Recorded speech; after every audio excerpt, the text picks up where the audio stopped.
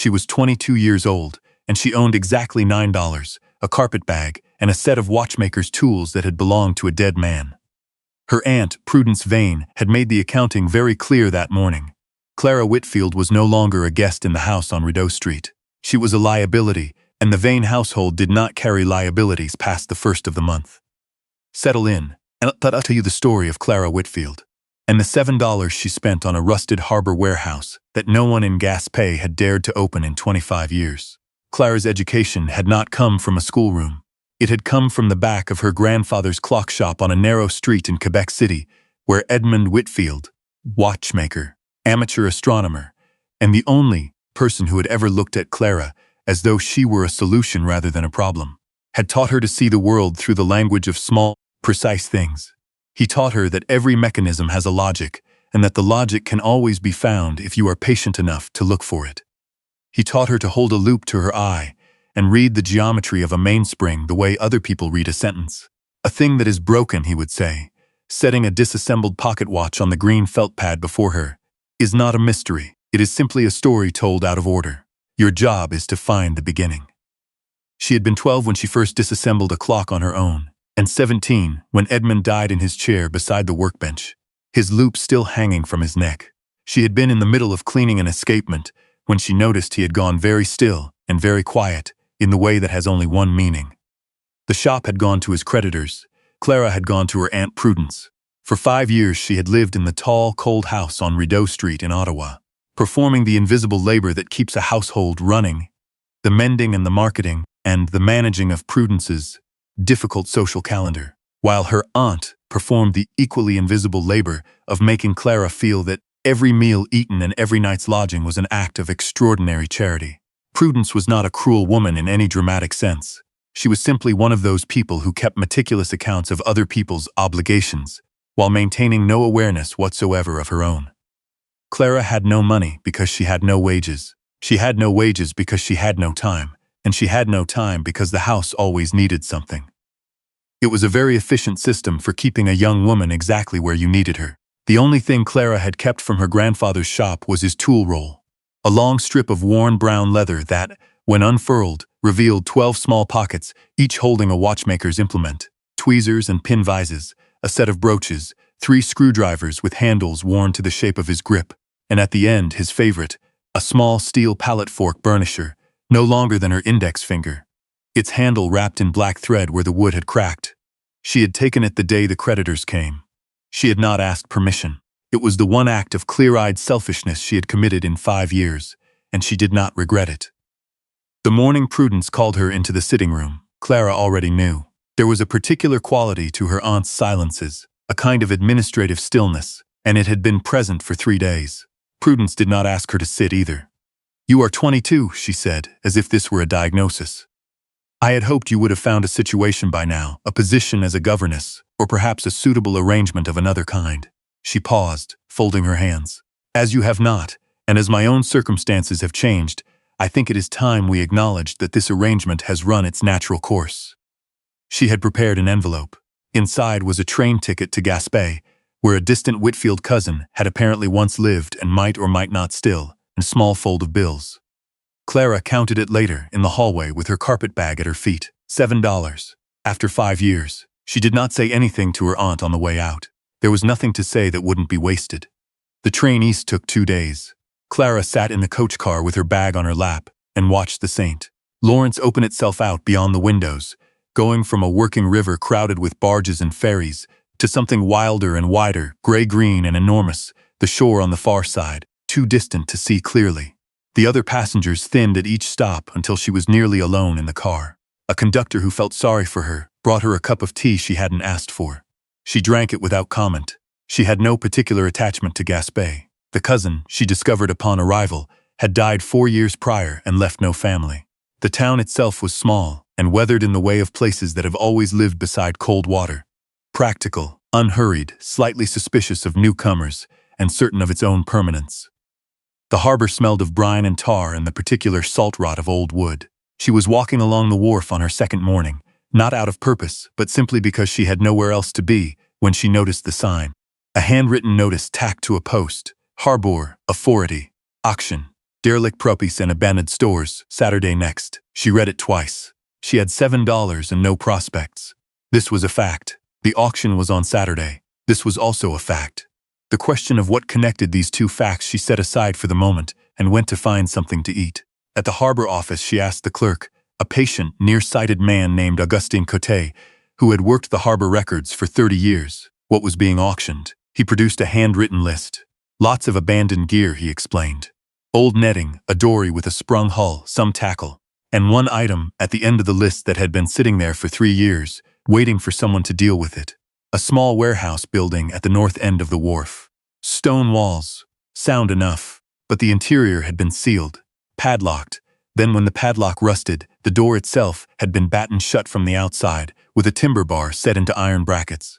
The whole assembly so corroded with salt air that the harbour master had declared the cost of opening it exceeded any expected value of the contents. Lot 14. One stone warehouse building. Interior contents unknown. Sold as is where is. Clara asked how long it had been sealed. Augustin checked his ledger. Coming up to 25 years, he said. Since 1878. The original owner was a watchmaker and instrument maker by the name of Oswald Trent. Came here from Halifax to supply the survey ships. Did well enough for a time, then one winter he simply stopped. Augustin spread his hands. There were debts. The Harbour Authority took the building. But no one wanted to deal with whatever was inside. We've been passing it forward in the ledger ever since. She went and stood outside the warehouse that afternoon. It was small, perhaps 8 feet by 20, built of the grey fieldstone local to the peninsula. Its single door, a heavy plank affair, reinforced with strap iron. The iron bar across it had settled so deeply into its brackets over the decades that it appeared to have grown there. The wood was silver grey with weathering, but still solid. She could see, in the gap between door and frame, the faint darkness of the interior beyond. Her grandfather had told her, once, that the most interesting things in the world were the ones that had been overlooked. Not buried, not hidden deliberately, just overlooked, set aside, forgotten, passed over, because dealing with them required more patience than most people possessed. The world is full of problems that nobody solved, he said, because the solution required a different kind of attention than the problem appeared to need. She put her hand against the stone wall. It was cold and slightly damp with the morning's sea mist. On Saturday, she arrived at the auction early. There were perhaps 15 men present, mostly local fishermen, and boat owners come for the tackle lots. The auctioneer, a red-faced man who seemed to regard the whole proceedings with cheerful contempt, worked through the list briskly. When he reached Lot 14, he gave the warehouse building a dismissive gesture. One stone outbuilding, North Wharf. Contents undisclosed. We don't know, and we're not telling you, because we don't know ourselves. A few laughs, sealed tight. You'd need a team of men with a pry bar just to have a look inside. We'll open at $5. Silence. The men looked at the building, then at each other. The cost of labor to open it, plus whatever removal would be required, plus the speculation of the contents. The arithmetic did not work out in anyone's favor. $4? $3? Clara raised her hand. $7, she said, for the building and whatever is inside. The auctioneer looked at her with the expression of a man who has just been handed a problem he did not anticipate. Then he shrugged. $7 from the young woman. Anyone? No, $7 once, twice, sold.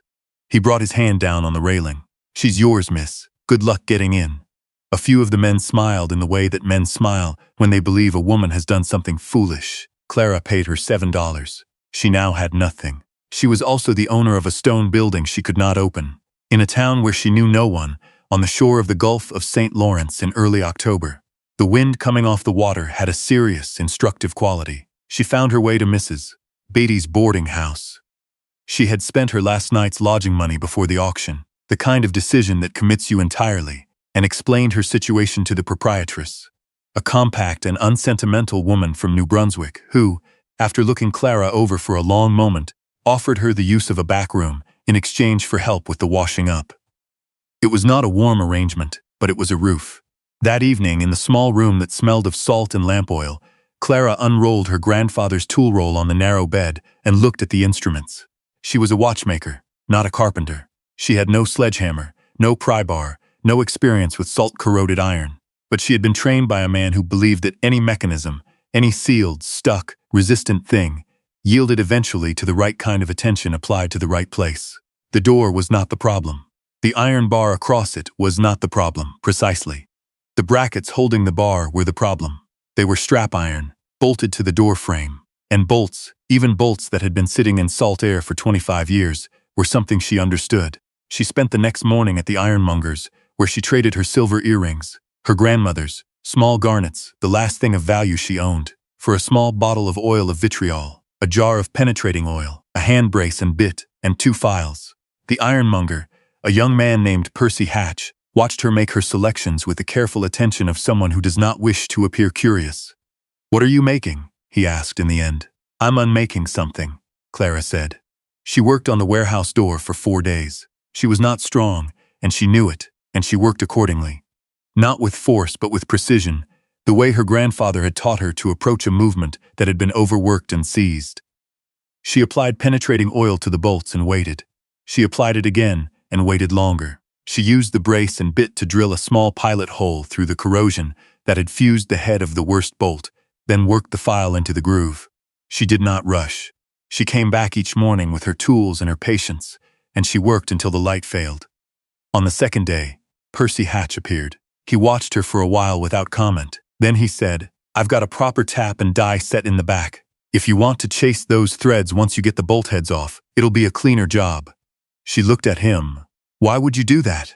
He shrugged. "Watched you buy those tools. You know what you're doing. Seems a shame to have it go wrong at the end for want of a tap."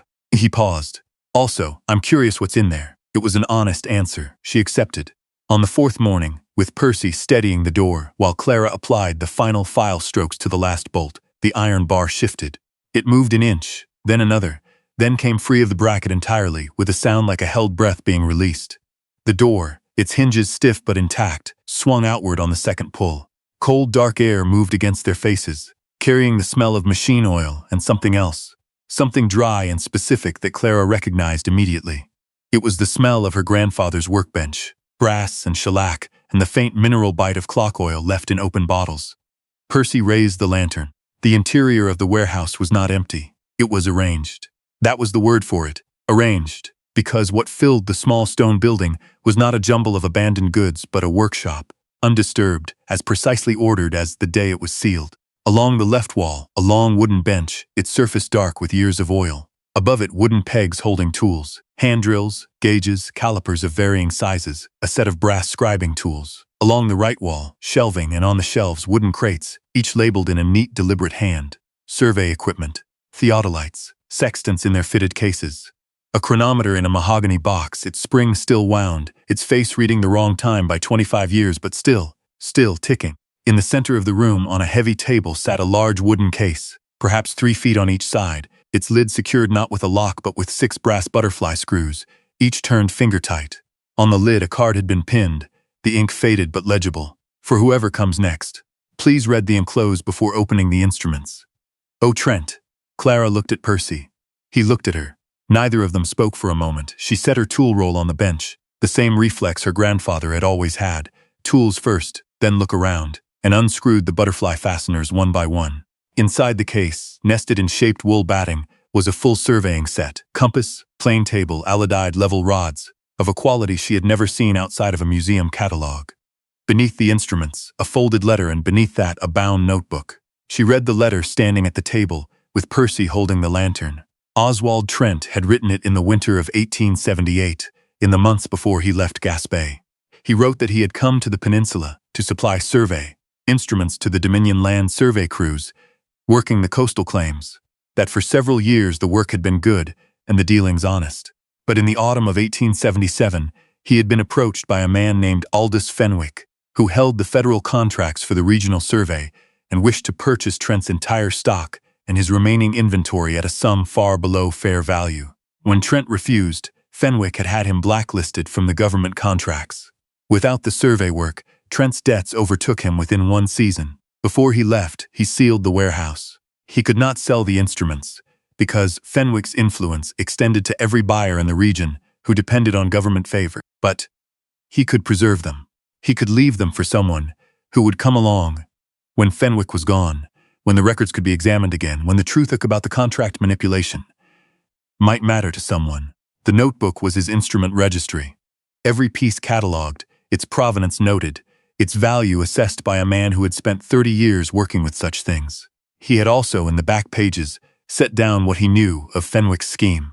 The survey claims that had been falsified, the land titles issued on fraudulent measurements, the communities along the Gaspé coast that had been shorted their proper coastal boundaries because the surveys had been drawn to benefit the timber companies.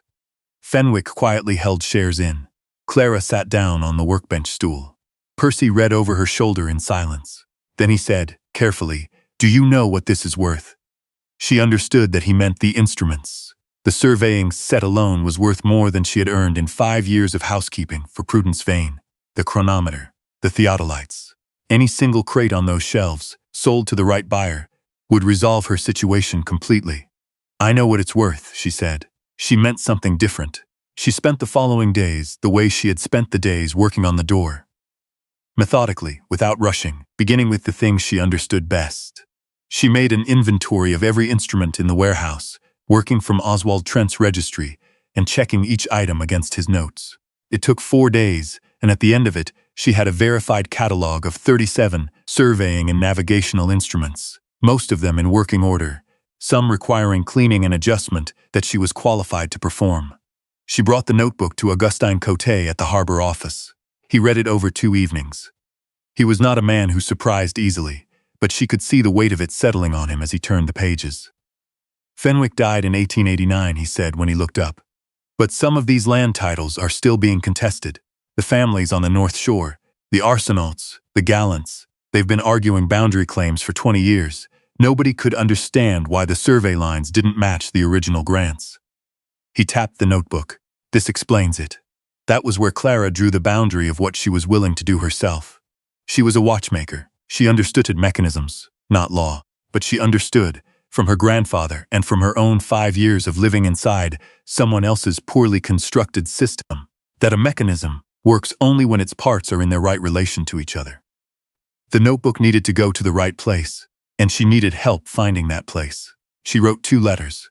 The first was to a land law clerk in Quebec City, whose name Augustin provided, a man known for taking cases that larger firms dismissed as too small and too local. The second was to the Dominion Land Survey Office in Ottawa, enclosing a careful summary of Trent's registry and his notebook, and inquiring about the process for submitting evidence of historical survey fraud. She did not expect quick answers. She was not built for impatience. While she waited, she worked. She cleaned and calibrated the instruments one by one, using her grandfather's methods, the same logic applied at a different scale. A theodolite, it turned out, operated on principles not entirely unlike a clock movement. Precision parts in a precise relationship, everything depending on the accuracy of everything else. Percy came in the afternoons and watched, and eventually began asking questions, and eventually began handing her tools without being asked, and eventually it became understood that he was helping. He was methodical and careful, and did not talk when she was concentrating. These were qualities she had not often encountered.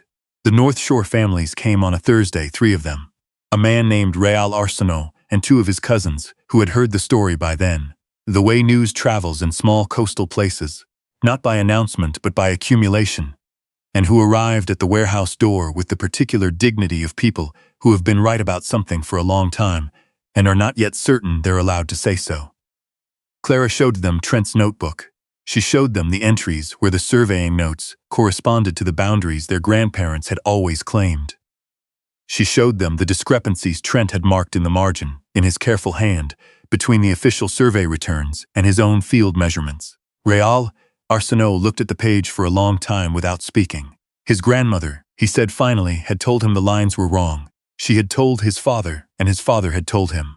They had all been told they were mistaken, that they didn't understand the surveys, that the government measurements were accurate, and their own sense of their land was faulty. He had believed it, finally, the way you come to believe a thing when enough official voices say it. She wasn't wrong, Clara said. The reply from Quebec City came in 3 weeks. The land law clerk, a spare, precise man named Dunmore, whose letters ran to 6 pages of careful reasoning, confirmed that Trent's notebook constituted significant documentary evidence in at least 4 active boundary disputes. He proposed to take the cases on a deferred fee arrangement, with the instrument registry as security against his costs. If the cases resolved as he expected, the families would recover their full boundary claims. The instruments would be returned to Clara once the legal proceedings concluded. She agreed. She kept one item back from the arrangement, the small brass alidide that Oswald Trent had noted in his registry as his own personal instrument, the one he had carried in the field. She felt he would have wanted it kept out of the proceedings, separate from the ledger of debts. She set it on the workbench shelf beside her grandfather's tool roll. The warehouse itself she turned into a workshop. It was the obvious thing in retrospect. The space was small but dry, the bench was solid, and she already knew where every peg and shelf was. With Percy's help, she put in a better stove against the October cold and repaired the hinges so the door swung freely. She bought a loop mount for the bench, the first new tool she had bought in years, and began taking in work.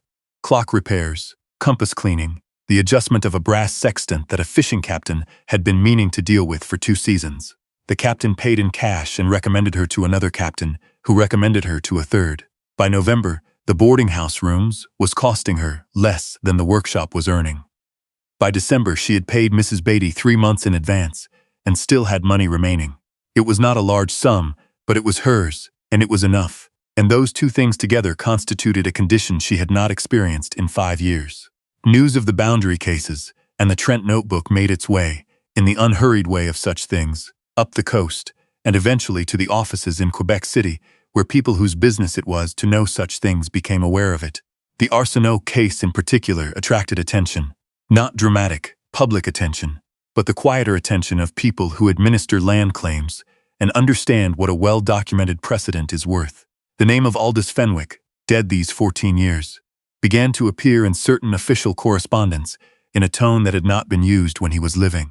The contracts he had held, the companies he had favored, the survey crews he had directed. These were re-examined with the dispassionate interest that time and distance make possible. Clara did not follow these proceedings closely. She had provided what she had found, and what happened next was in the hands of people better equipped for that particular work. Her work was on the bench. She thought, sometimes, about Oswald Trent, a man she had never met, who had made a decision alone in a cold stone building in the winter of 1878, surrounded by instruments he could not sell, and a truth he could not safely speak. He had sealed the door behind him and left everything arranged, labeled, and explained. He had trusted that someone would come, eventually, with the right kind of attention and enough patience to see it through. He had done, she thought, what a good watchmaker does, with a movement too damaged to repair in the time available. He had documented everything, set it down in proper order, and left it for the next person. He had trusted the mechanism of time itself to deliver the correction. She understood that. One morning in late January, she was at the bench, adjusting the balance wheel of a bracket clock, when Percy knocked and came in with 2 cups of tea. He set one beside her without interrupting her work. He had learned this, and stood looking out the small window they had cut in the east wall, through which, if the morning was clear, you could see the gray glitter of the St. Lawrence. "The Arsenault case settled," he said. "I heard from Augustin. The boundary revision goes through in the spring." She set down her tweezers. "Good," she said. "Rael Arsenault was at the Harbour this morning. He asked me to pass something along." Percy reached into his coat and produced a small parcel, folded paper, neatly tied. Inside was a compass, old brass, its case worn with use. A note with it, in a large, careful hand. "My grandfather carried this. He knew the lines were right. Thank you for believing the same. R. Arsenault." Clara held it in her palm. The needle settled north without hesitation, the way a well-made instrument always does, regardless of what has happened around it. She set it on the shelf beside the alidide and her grandfather's tool roll. 3 tools from 3 different lives, all pointing in the same direction. She had arrived in Gaspé with $7 and a carpet bag, and no plan beyond the next 24 hours. She had spent all $7 on a sealed stone building that everyone else had walked past for 25 years. And what she had found inside was not treasure in any sense that Prudence Vane would have recognized or credited. What she had found was a set of problems no one had solved, because solving them required a particular kind of patience, and that patience happened to be the one thing she had been trained, from childhood, to exercise without effort. She had not become wealthy. She had become situated, which is, in the long run, a more durable thing. She had a bench, a stove, a window that faced east, and work that was exactly suited to what she knew how to do. She had a town that had begun, without any formal announcement, to consider her one of its own. She had a friend who brought her tea and did not talk when she was concentrating. And somewhere in Quebec City, a land law clerk named Dunmore was writing letters on behalf of families who had always known where their land began and ended, finally armed with the proof. It was, in the end, a question of what you see when you look at a thing that has been locked and set aside and left for the next generation to deal with.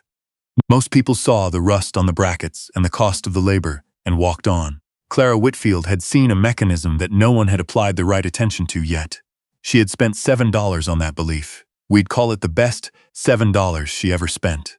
And so we leave you, as always, with a question to sit with. We read every comment, and we mean that. Think of something, a place, a person, a problem, that everyone around you had written off as too far gone, too rusted shut, too much trouble. What happened when someone finally decided it was worth the patience? Tell us in the comments. We'll be here.